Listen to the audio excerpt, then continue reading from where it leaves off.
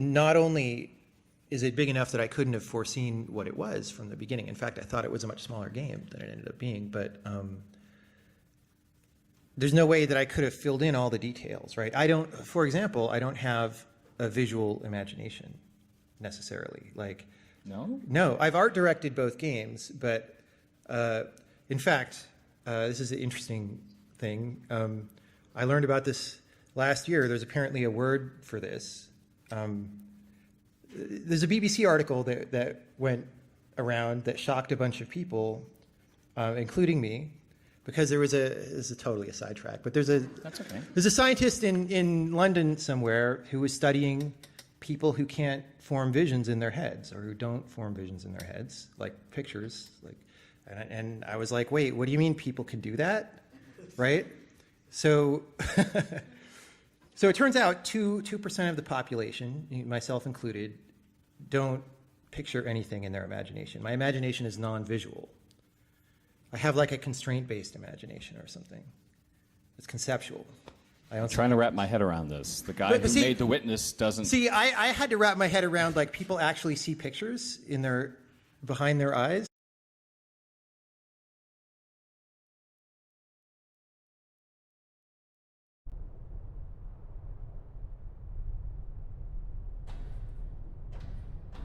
Oh goodness, this video game. Okay, so first off, I want to talk about how I'd be very proud if I worked on this game. So I have to admit that this is a very incredible technical and creative achievement, what this video game is and kind of what it represents. Again, they built this on a custom engine in started on it in 2013 or so, 2008 I think it was, according to the Wikipedia, and then was finally released in 2016.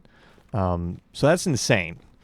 Like, if you do programming at all, and if you're just getting into, I'm just starting to really get into game development, that's insane. Building your own engine in 2000 naughty, early 2010, excuse me, and then freaking releasing it for the PS4 is also on top of all this. That's insane. So the technical achievements, my hat's off. If my name were on the credits of this video game when it came out, I would be super proud of that. So this game itself has an interesting start in my memory. So the first distinct memory I have of this game is probably around 2016 when it came out, because I remember being in our local Best Buy, and I don't know how this goes across the country, but this was probably similar to other Best Buys at the time. It would be a PS4 having a video on autoplay, just going through PS4 trailers and like different things coming out, kind of promo videos. So I have this distinct memory of The Witness, the trailer, playing in the background. And I'm a Nintendo fanboy, so this had nothing to do with anything for me. So it was very much on the periphery for me. So I have no idea how this kind of stuck with me. Of course, like, I remember No Man's Sky, of course, as well. That was also playing at the time, so there's very distinct memories for me. But it's strange that The Witness also stuck with me, and I think that is because it's such a distinct game, though, itself, because I don't really remember memories in between of this video game specifically and kind of how it stuck with me. I just remember kind of vaguely it's in the background being like, okay, maybe this is kind of an interesting idea. It doesn't seem like the sort of game I would play. But then kind of hearing someone on YouTube like recommended it, and I'd be like, okay, I'll check this out. This sounds nuanced. I'll check it out. I kind of like my weird games. And eventually I got it on Steam on sale, 75% off, $15. It is... Thank goodness I did not spend the full 40. It is. I understand. I respect why they they're asking purchase price of $40, but no, it's definitely just worth the 15 to me. So I'm really taken by game design, in the sense that from a young age, I've kind of, it was clicked that this is sort of something I wanted to work on, and sort of how I see design. So I'm very interested in these video games that try very different things. And I don't want to say experimental, but don't try to just mimic other video games, video games are very self-referential. So that's what makes The Witness feel like a breath of fresh air, really. It almost feels like a cure to game design, and especially in 2016 when that was coming out, when the first-person shooter was still really big, really popular, and where kind of video games had this image, and still do to an extent, this image of just being these like violent shooter fests, and it still seems like video games can't shake this image of just these very in your face and trying to just get your attention, and just trying to be these entertainment engines with massive time sinks and addiction cycles. And if you start to, every gamer knows this is a subset of games. This isn't all video games. And that's what makes The Witness feel especially interesting, because it is slow. And the more you play it, the more you realize that's intentional. And this feels almost like a cure to this image of video games being these violent kind of grunge fests and misogynistic games. And it's a slow game. The Witness is a very slow game, and it wants you to take your time with it. It's low action, it's low kineticism, and it very much emphasizes intentionality. That's the key word. The Witness is a very, very intentional game. Whether or not it works, if you will, all the way together as a whole, it's a very, very intentional game over, let's say, the demanding dexterity of a precision platformer. Now, with that said, I also hate this game. So, The Witness is a very good game, and that's why I hate it. If it was a poorly made game, I could ignore it, or if it was like a very conventional game and they still made it well, then I could ignore it. But it's not. It's not either of those things. It's this game that's very well made that I don't like, and is why I can't ignore it, which drives me nuts, and that's why I hate it. So let me explain. So I don't know if this is a criticism, but I'm going to back up here and take this from a design standpoint and explain kind of the perspective I'm going to be bringing to this and what I approach this game as. So again, as I've mentioned in my previous video, I can approach game design as object versus process. An object is a perspective over space, while a process is a perspective over time. Again, think of any object, even a piece of paper.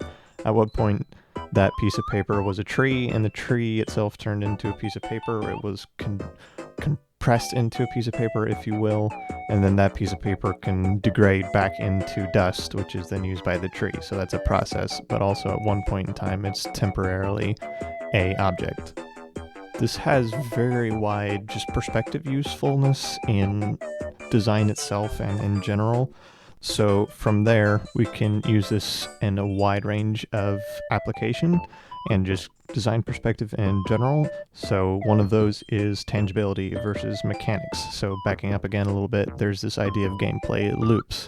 So everything in software is literally just a process, but it's a matter of how we kind of make different things distinct, entities distinct into what can be actually touched with, quote unquote, touched with a gamepad controller.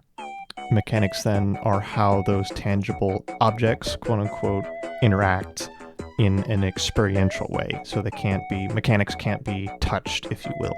And this is why I use this particular method, because this is extremely distilled in The Witness. So in this case, tangibility are our points and lines, while mechanics are how these lines operate validly or invalidly, which is interesting because this is literally the only thing motivating gameplay. There is little to no non-diegetic expression in this game besides a few on-screen prompts that show you how to use the controls. Everything is just points and lines. Seemingly everything that is not a point and line serves a narrative purpose. which also brings up the topic of mechanical transference and how those points and lines translate and almost evolve into the narrative itself, which is an incredible achievement, really. That then brings us to the next part, which is operations of those objects and processes at scale. Now, I have my own theory about how this works and models for this, but the long and the short of it is that these different line puzzles can be layered, one on top of each other. Again, these objects versus processes are really just perspectives of loops, so we can take those loops and see how they both layer on top of each other, or, and the keyword is, exchange different mechanics with each other. And I don't want to discuss a whole 40 minutes on how The Witness achieves these different scales and how it ultimately all combines at a singular scale almost, seemingly. But to give some basic examples, of course, we have just simple line puzzles themselves that layer on top of each other. We understand how these abstract shapes are taught to us in-game about how they correlate to different rules on the puzzles, and then how the different rules themselves can combine within each other to different puzzles. And then we understand eventually when we play enough that this scales into the environment itself. There's environmental puzzles we can start to look for. And we understand too that there are perspective trick puzzles. So there's different statues throughout the island that show us these sort of narrative and we're also seeing allegories that these statues are trying to teach us about the very puzzles we're trying to solve. And put together, this all seems to be leading up to something. And here's where I'm going to shift over from my model to one of Jonathan Blow, the creator of The Witness, his own model.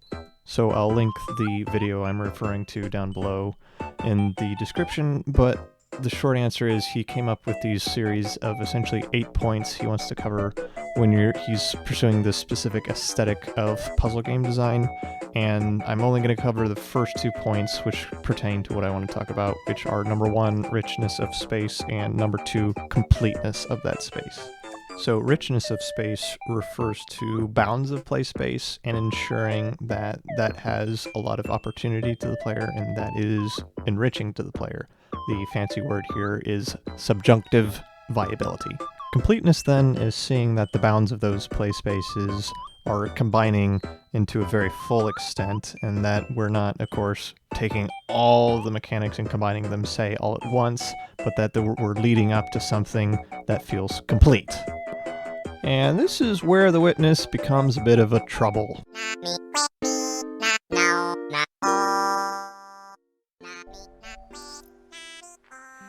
You can see things in almost no particular dramatic order. Everyone I've talked to has seen kind of a different take on the story, or they've made their own story, and you don't impose or do very much to impose much dramatic order at all.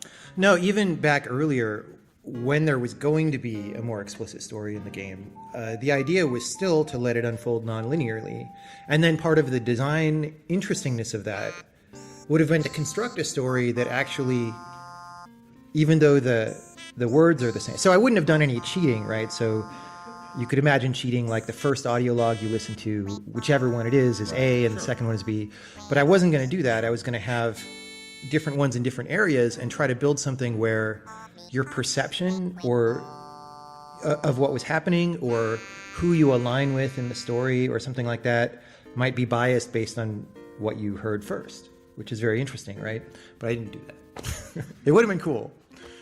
Okay, now I remember why this game stuck with me. So, a little memory in the middle here is I was actually secondly made aware of this game by a YouTuber by the name of Oddheadder, who finds Easter eggs in video games and secrets that shipped with the final game. And one of the games he covered was The Witness and the final VR Easter egg, quote unquote, if you will, of the game, and one of the hidden endings, if you will. So actually I had this game like super spoiled for me earlier on. Again, I wasn't really intending to play the game, but this part always stuck with me. And the more I think about this ending, the more I feel like it's part of it. If you watch other reviews and other kind of explanations and interpretations of this ending, it makes sense in context once you start kind of putting, again, the layers of the game together. And I haven't gotten this ending naturally. The only ending I've gotten is the first initial ending with the elevator. And, yeah.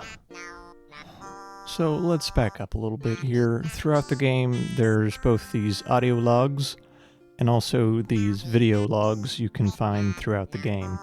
And each one kind of says something different about perception, and it seems to be that they're combining with these perspective puzzles of the figurines and the statues throughout the game to kind of say something about the bounds of perception and how we're kind of trapped inside our own perception, trying to escape it in a way. And there's a yearning for the infinite here.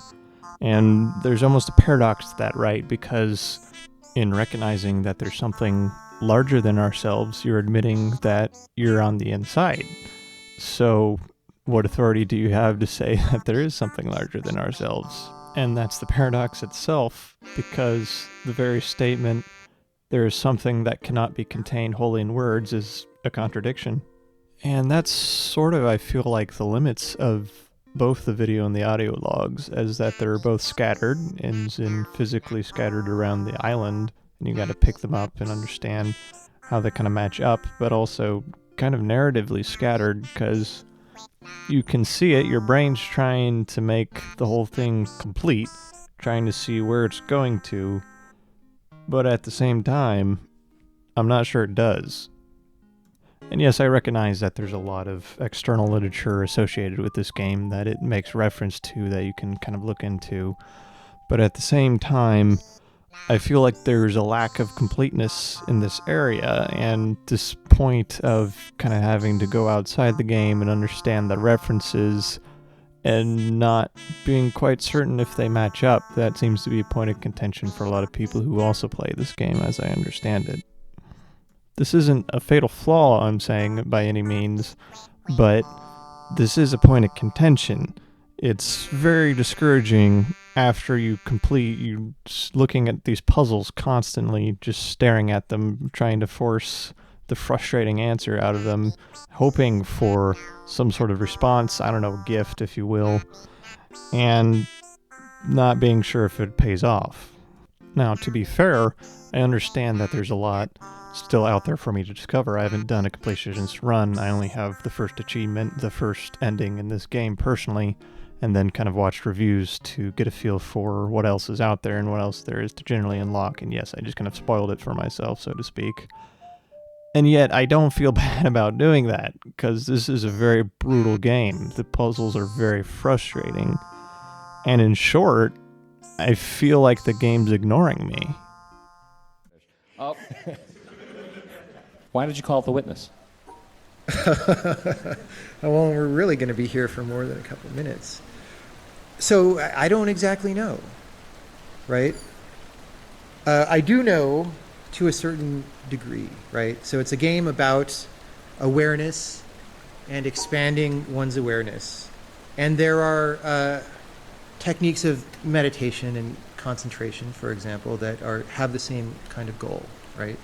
And in some of those traditions, there's an idea of a mode of consciousness called witness consciousness, which I was aware of. But those are not any of the traditions that I'm directly involved in. And so to say that that's why I named the game that is not really true, right?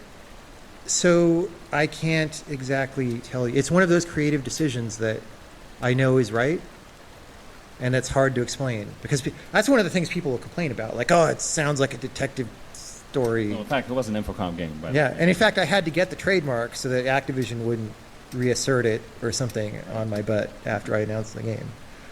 Yeah, but it's a game about being aware of the world and trying to understand the world and trying to see the world, and it was very much about seeing. And is very much about being an alone person.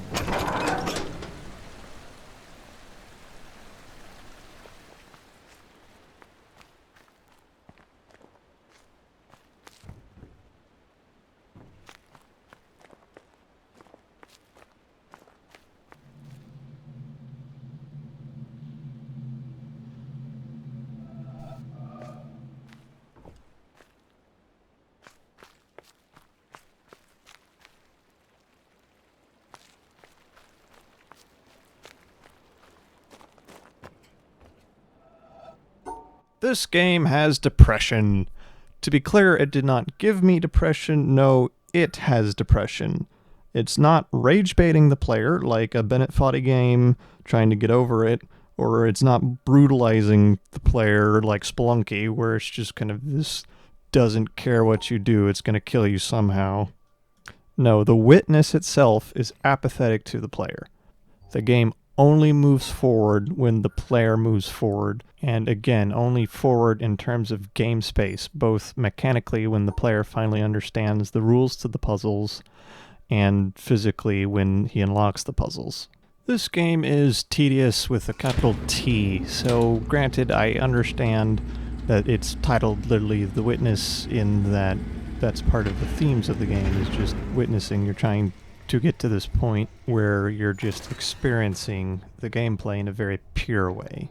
So the core gameplay loop of The Witness is to discover puzzles, and with each puzzle you then discover the new mechanic, and from each new mechanic you identify the constraints, and then you play around with it until you iterate and permutate, and then finally you understand the solution, and then you essentially repeat the process. Now, this is interesting because it supplies number 3 of that aesthetic I mentioned earlier, which is surprise, basically one of the core tenets of keeping a player interested and gifting a game to the player is supplying them surprise. Now, ironically, because of the tedium I mentioned earlier, this surprise is ironically turned on its head into dread. Now, this may just be a personal thing, but I found myself, instead of wondering what is the next mechanic going to be, I found myself worrying about what the next mechanic is going to be and how it's going to mess up my current understanding. Now I'm going to have to factor it into my current understandings to just get out of this place. And that's why I kept at it, because I'm just wondering, okay, what's going to be at the end of all this? Do I finally get to leave the island, if you will? And that brings us to the first ending, which is the flying elevator. And once you get into it, what do you get? Everything, the entire island, just resets, expecting you to play it over again. And I don't know about you, but I was thinking at this point, where does it all end? And that's why I hate this game, because I care. I care where it ends, and yet I hate it because I don't want to be ignored. And yet that's exactly what it essentially told me with the first ending, is I'm ignoring you. From here, of course, I just looked up other reviews to understand the extra endings and to just spoil most of the explanations and sort of the external reading that it wants you to look up for this game.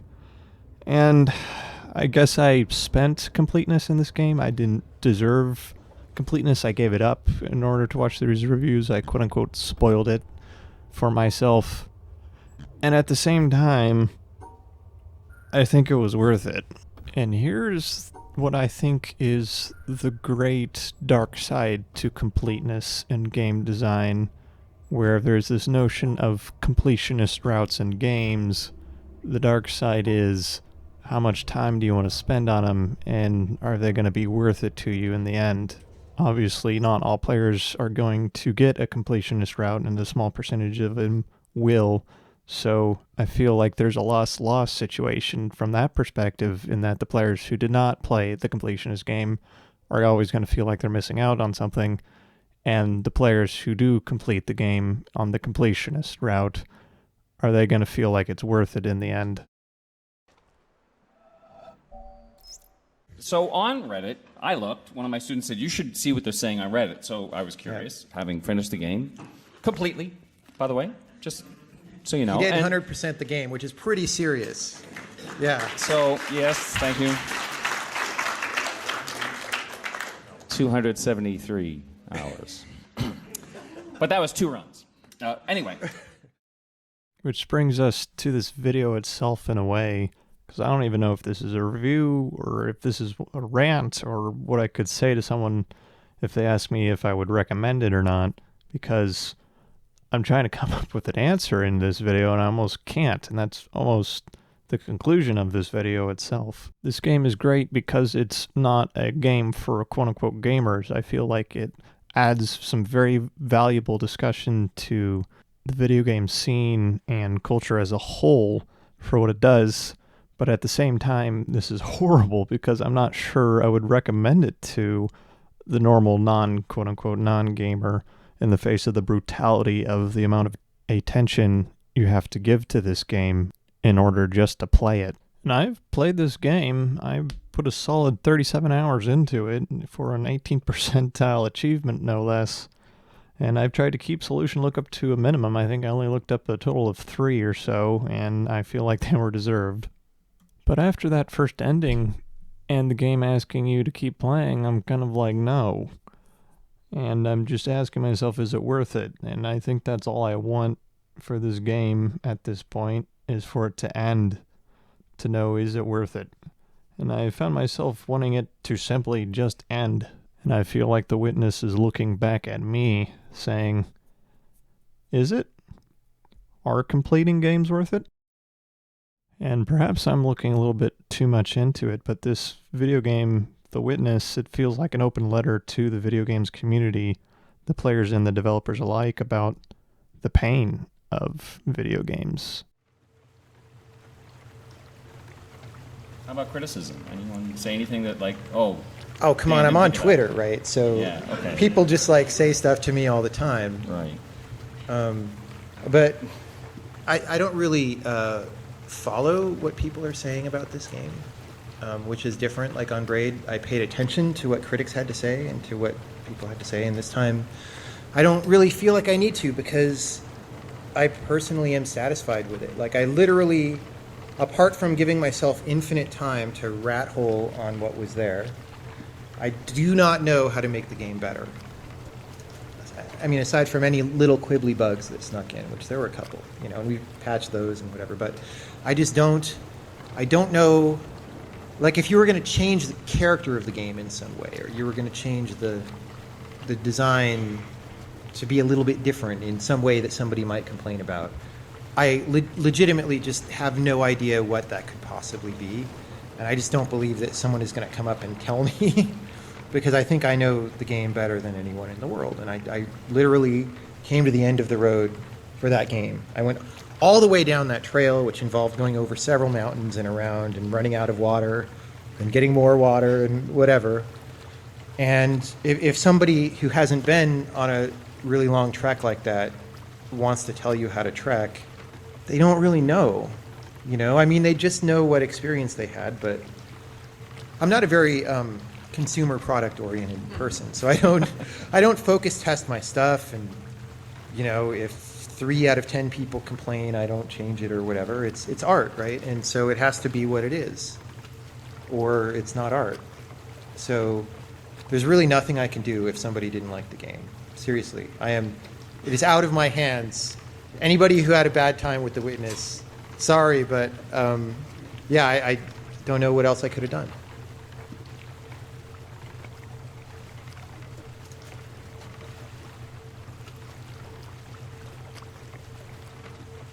In The Witness, you feel like you're trapped to an extent. You're stranded on an island. And it works with this very well. It seems to be trying to say that you're trapped as a metaphor. Maybe like you're trapped inside your own perspective, and is trying to get you to empathize with this idea that you wish you could get out of that perspective. And it works well because there's an irony to playing video games, because we play them for escape, right? But at what point do we put too much time into them that they're actually just a trap? Because in that game we feel like we have autonomy and volition. The cruel irony is, are you actually getting that volition, or is it just wanting you to play the game? So does The Witness put all together? Does it mean anything? And I'm not sure if I have an answer even, because The Witness is a good game, yes. Now, do I like it and I think you should play it? No. My opinion is that this is a game for game developers, but I'm not sure if it's for quote-unquote gamers. And it's interesting because actually I rediscovered my TXT file of notes that I had written to myself before even recording for this video, which is And the essence of what those notes to me were saying were essentially, can you design with difficulty in mind? And that is the idea of, we like challenge in life, we like safe challenge, especially in video games. And so what does a game look like where you design challenge as a part of the game itself? I'm not talking about just an aspect, but literally that's the point of the game, is challenge. And instead of rejecting challenge in your life, what if you accepted it as inevitability? And right now that's, I think, what The Witness is. At least it is to me.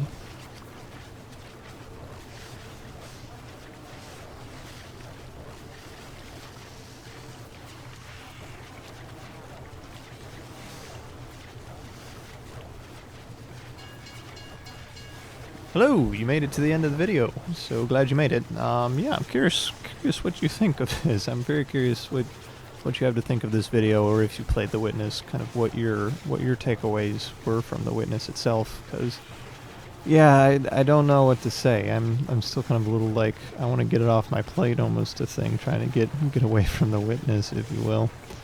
So yeah, let me know what you think. I'm just probably gonna go on and play a game of Tetris now. Thanks.